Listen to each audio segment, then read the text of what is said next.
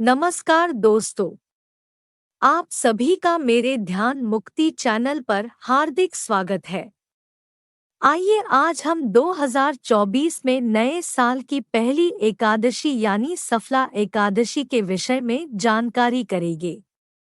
जानिए कब है व्रत, शुभ मुहूर्त और पारण का समय। साल की पहली एकादशी सफला एकादशी है। सनातन धर्म में इस एकादशी का विशेष महत्व है। कार्य में सफलता पाने के लिए यह एकादशी बहुत खास मानी जाती है। यह एकादशी 7 जनवरी 2024 रविवार को है। यह एकादशी पूस माह के कृष्ण पक्ष में आती है। जानिए सफला एकादशी का शुभ मुहूर्त, महत्व और पूजा विधि। सफला एकादशी 2024 शुभ मुहूर्त और पारण का समय। पंचांग के अनुसार एकादशी तिथि 7 जनवरी 2024 को सुबह 12:41 से शुरू होगी और यह एकादशी 8 जनवरी 2024 को रात 12:46 पर समाप्त होगी। सफला एकादशी का व्रत 7 जनवरी को रखा जाएगा। इस एकादशी का पारण 8 जनवरी को सुबह 7:15 से 9:20 के बीच किया जा सकता है। सफला एकादशी 2024 का महत्व। सफला एकादशी व्रत करने से कार्यों में सफलता मिलती है। ऐसा माना जाता है कि जो व्यक्ति इस एकादशी का व्रत रखता है उसे भाग्य के साथ साथ सफलता भी मिलती है।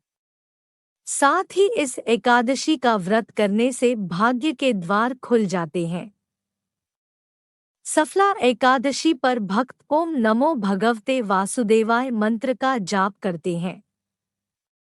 इतना ही नहीं, सफला एकादशी के दिन मंदिरों में विष्णु के अवतार भगवान कृष्ण की पूजा की जाती है। एकादशी के दिन लोग अनाज का दान भी करते हैं। सफला एकादशी पर क्या न करें। मान्यता के अनुसार इस दिन तुलसी के पत्ते नहीं तोड़ना चाहिए। पूजा के लिए एक दिन पहले ही तुलसी के पत्तों की व्यवस्था कर लें। एकादशी के दिन तामसिक भोजन, शाकाहारी, लहसुन, प्याज आदि नहीं खाना चाहिए। एकादशी के दिन ऐसा करना वर्जित है। एकादशी के दिन भूलकर भी नशीली चीजों का सेवन न करें।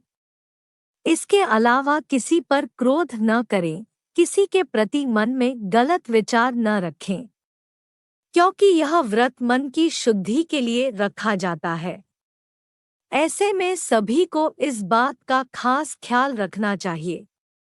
एक बार भगवान श्री कृष्ण से युधिष्ठिर ने सफला एकादशी के व्रत की महिमा और महत्व के बारे में जानना चाहा। तब भगवान श्री कृष्ण ने सफला एकादशी व्रत की कथा सुनाई। सभी भक्तों को एकादशी व्रत की कथा जरूर सुननी चाहिए। आइए सभी भक्त कथा सुनते हैं। पद्मपुराण के अनुसार चंपावती नगरी के राजा महिष्मान थे। उनके 5 पुत्र थे, जिनमें उनका बड़ा पुत्र अधर्मी एवं चरित्रहीन था। वह हमेशा ही देवी देवताओं का अपमान एवं निंदा करता रहता था। मांस भक्षण एवं मदिरा पान करना उसकी आदत थी।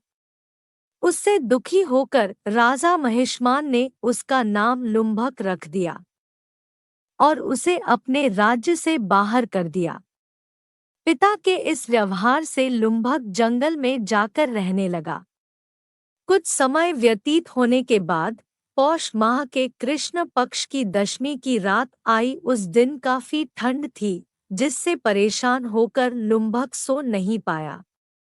सर्दी के मारे उसकी हालत खराब थी। अगली सुबह एकादशी के दिन वह मृत के समान हो गया। दोपहर के समय सूरज की किरणें उस पर पड़ी तो उसे होश आया। पानी पीने के बाद उसके शरीर में कुछ शक्ति आई तो वह फल तोड़ने निकल पड़ा। शाम को फल लेकर आया और उसे एक पीपल के पेड़ की जड़ के पास रख दिया। वहां बैठकर वह स्वयं की किस्मत को कोसने लगा। बाद में उसने उन फलों को भगवान विष्णु को समर्पित करते हुए कहा कि हे लक्ष्मीपति भगवान श्रीहरि विष्णु, आप प्रसन्न हो। उस दिन सफला एकादशी थी। लुम्भक ने जैसे तैसे पूरा दिन व्यतीत किया और रात में सर्दी के कारण सो नहीं पाया। पूरी रात्रि जागरण करते हुए ही व्यतीत हुई। अनजाने में ही उसने सफला एकादशी का व्रत कर लिया। सफला एकादशी व्रत के प्रभाव से वह धर्म के मार्ग पर चलने लगा। उसमें सत्कर्म वाली प्रवृत्ति आ गई। कुछ समय बाद जब इसकी जानकारी राजा महिष्मान को हुई तो उन्होंने लुम्भक को राज्य में वापस बुला लिया। राजा महिष्मान ने पुत्र लुम्भक को चंपावती नगरी का राजा बना दिया और राजकाज सौंप दिया। राजा महिष्मान स्वयं तप करने जंगल में चले गए। कुछ समय बाद लुम्भक को एक पुत्र हुआ जिसका नाम मनोज्ञ रखा गया। जब वह बड़ा हुआ तो लुम्भक ने अपने पुत्र को सत्ता सौंप दी और स्वयं भगवान विष्णु की भक्ति में लीन होकर मोक्ष प्राप्त किया। इस प्रकार से सफला एकादशी व्यक्ति के कार्य सफल करती है और मोक्ष देती है। अगर आपको यह जानकारी अच्छी लगी तो मेरे वीडियो को लाइक करें और साथ ही मेरे चैनल को सब्सक्राइब करना ना भूलें। धन्यवाद।